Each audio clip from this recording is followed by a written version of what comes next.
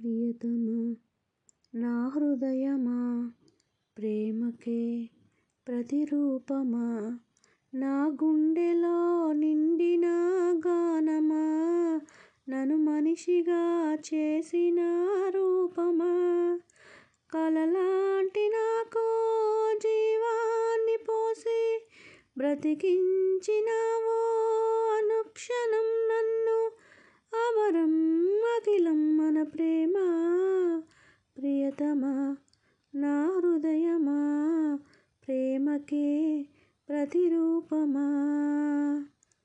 Hi guys, ఈ పాట చాలా చాలా అంటే చాలా ఇష్టం నాకు. మీకు కూడా నచ్చింది అనుకుంటున్నా. కాకపోతే ఎగ్జాక్ట్లీ అయితే పాడలేను, బట్ ఆ ఎమోషన్ ఫీల్ అయ్యి పాడవచ్చు కదా. ఎవరైనా మీరు కూడా వినాలనుకుంటే ఆ పాటను వినండి. నాకు తెలిసి ఇది వెంకటేష్ రేవతి మూవీ. ఓకే, ఇక ముసుగులో 3వ భాగంలోని 5వ ఎపిసోడ్లోకి వెళ్దామా. మీ అందరికీ ఇప్పటి వరకు జరిగిన ఎపిసోడ్స్ అన్నీ నచ్చినాయి అనుకుంటున్నాను. ఒకవేళ నచ్చితే లైక్ చేయండి, కామెంట్ చేయటం మర్చిపోకండి. మీ విలువైన రివ్యూస్ని నాకు ఇస్తే ఇంకా నేను ముందు ముందు ఏదైనా మార్చుకోవడానికి ట్రై చేస్తా కదా. వీలైనంత వరకు క్వాలిటీని పెంచడానికి ట్రై చేస్తూ ఉంటా. బట్ ఇప్పుడైతే నాకు ఎగ్జాక్ట్లీ కొన్ని యూట్యూబ్లో రియల్గా ఎలా అప్లోడ్ చేయాలి అలాంటివి ఏమి తెలియకపోవటం వల్ల ఏదో ఇచ్చేస్తున్నాను. జస్ట్ మీకు కథని ఎక్స్ప్రెస్ చేయాలి, వినిపించాలి అనే ఇంట్రెస్ట్ తోటి మీకు మీ ముందుకు తీసుకొస్తున్నాను. ఇక ముందు రియల్గా యూట్యూబ్ ఛానల్లో ఎక్స్పర్ట్గా ఎలా అవ్వాలి కంపల్సరీ నేర్చుకుంటాను. ఓకే, ఇక ఈ సోదంతా ఆపి ఎపిసోడ్లోకి వెళ్ళండి అని చెప్తున్నారు కదా, వెళ్తున్నాను. 5వ ఎపిసోడ్లోకి వెళ్దాము.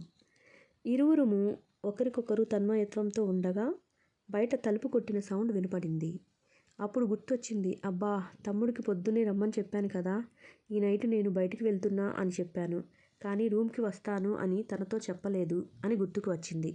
వెంటనే తను పైకి లెగవపోయింది హడావుడిగా. నేను గట్టిగా తనని హత్తుకొని ఆగు, లెగవకు అని పక్కకు ఉన్న టీపై మీద నా చేతితో తడుముతూ సెల్ ఫోన్ని అందుకున్నాను. తమ్ముడికి ఫోన్ చేసి రే రూమ్కి వచ్చావా అని అడిగాను. అవునరా, రూమ్ బయటే ఉన్నా అని వాడు చెప్పాడు. అరే నువ్వు కొంచెం మధ్యాహ్నం రారా, నేను ఇప్పుడే లేచి తలుపు తీసే మూడ్లో లేను, నిద్రపోతున్నా అని చెప్పాను. సరేలే, నేను తర్వాత వస్తాను అని వాడికి ఏం అర్థమైందో తెలియదు కానీ వెంటనే వెళ్ళాడు. ఎప్పుడు 100 ప్రశ్నలు అడుగుతాడు, ఈరోజు ఏమిటో ఒక్క ప్రశ్న కూడా అడగకుండా వెళ్ళిపోయాడు అనుకున్నా. మరలా నాకు నేనే సర్లే ఏదైతే అది అయ్యింది, అంతా నా మంచి కోసమే కదా అని నా ఫోన్ పక్కన పెట్టేశాను. హేయ్, మీ తమ్ముడు వచ్చినట్లున్నాడు కదా, సరే ఇక నేను వెళ్ళనా మరి అని తను అడిగింది. నాకు ఒక్కసారిగా ఎక్కడలేని ఎడబాటు, భరించలేని ఇంత బాధ అనిపించింది. గట్టిగా తనని హత్తుకొని నాకిప్పుడు నిన్ను వదలాలని లేదు, ఇలాగే నిన్ను గట్టిగా హత్తుకొని ఈరోజంతా పడుకోవాలని ఉంది అని అన్నాను. ఆహా, మరి ఆఫీస్కి లీవ్ పెడతావా? ఇంకా ముందు చాలా అవసరాలు ఉండొచ్చు, ఇప్పుడే లీవ్ పెడితే ఎలాగా? వద్దు, లేచి ఫ్రెష్ అవ్వు అని చెప్పింది. సరే, నేను ఫ్రెష్ అయ్యి నీకు తినడానికి ఏమైనా తీసుకువస్తాను, కానీ ఈరోజు నిజంగానే నేను ఆఫీస్కి లీవ్ పెడతాను, ప్లీజ్ ఈరోజంతా కూడా నువ్వు నాతో ఉండవా అని అడిగాను. నాకే ఏదో అలా అనిపించింది. నా మనసు ఎప్పుడు ఎవరిని ఇలా అర్థించిందే లేదు, ఎవరి కోసం అసలు నేను ఎమోషన్ ఫీల్ అయ్యిందే లేదు.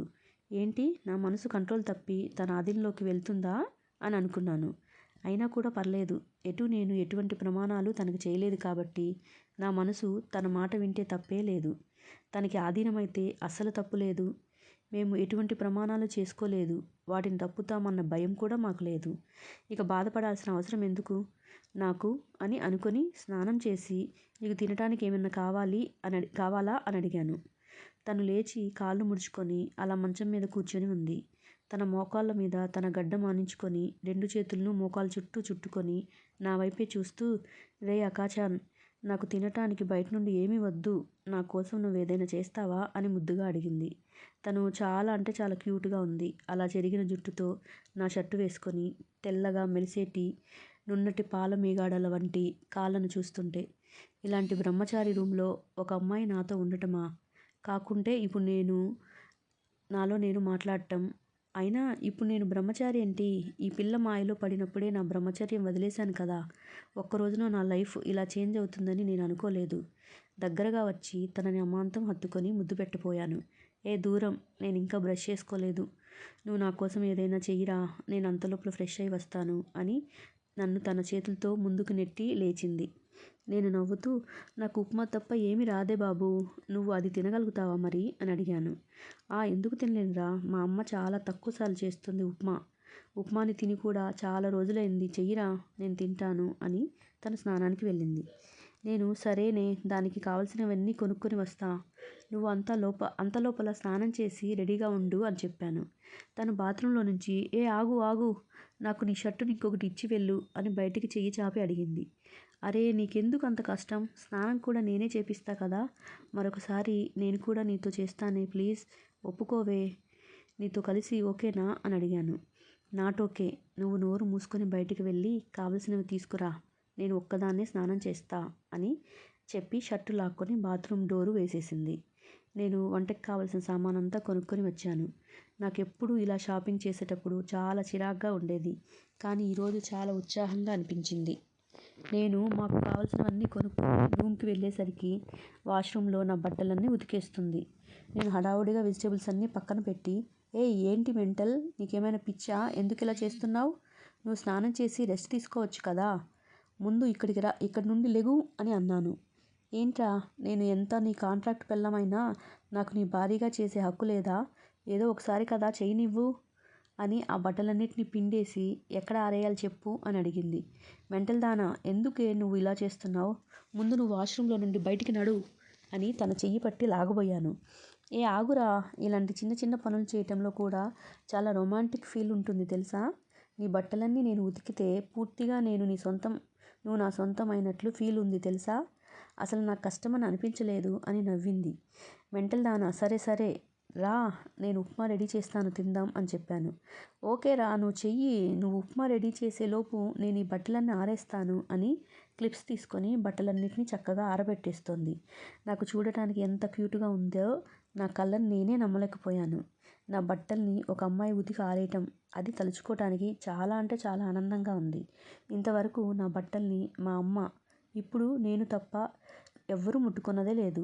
ఇప్పుడు ఇదేంటి ఇలా తనంతట తనే చనువు తీసేసుకొని నా బట్టలన్నీ పిండేసినట్లు నా మనసును కూడా ఇలా పిండేస్తుంది అనుకున్నాను. చక్కగా జీడిపప్పు, పచ్చిమిర్చి, కరివేపాకు, ఉల్లిపాయలు అన్నీ కట్ చేసుకొని తన కోసం యమ్మీగా ఉప్మా రెడీ చేసేసాను, మధ్య మధ్యలో తనని చూసుకొని మురిసిపోతూ. అది ప్లేట్లో పెట్టేసుకొని టీపాయ్ మీద పెట్టి బయటికి వెళ్ళి వెనక నుండి తనని కౌగిలించుకున్నాను.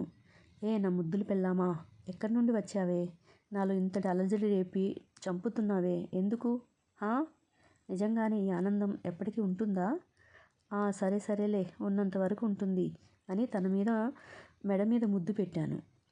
తను కూడా నా వైపు తిరిగి తన మునివేళ్ల మీద నుంచొని నా మెడ చుట్టూ తన 2 చేతులు వేసి గట్టిగా హత్తుకుంటూ ముద్దు పెట్టింది. చుట్టుపక్కన ఉన్న ఆంటీలు వారి బట్టలు ఆరేసుకుంటూ అలాగే నన్ను వాళ్ళ నొటి మీద చెయ్యి వేసుకొని మా ఇద్దరి వైపే ఎగాదిగా చూశారు.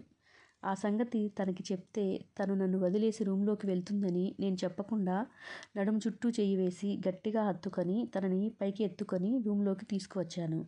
నేను అలా తలుపు వేసుకుంటుంటే ఎదురింటి పక్కింటి ఆంటీలందరూ తొంగి తొంగి చూసి నా రూమ్ వైపే చూస్తూ నుంచున్నారు. హాయ్ గైస్, ఎలా ఉంది ఈ కథ, మీకు నచ్చింది అనుకుంటున్నాను. ఈ ఎపిసోడ్ ఇంతటితో అయిపోయింది. రేపు మళ్ళా 6వ ఎపిసోడ్ కోసం ఎదురు చూస్తూ ఉంటారని అనుకుంటున్నాను. ఇట్లు మీ అనుశ్రీ మెండు.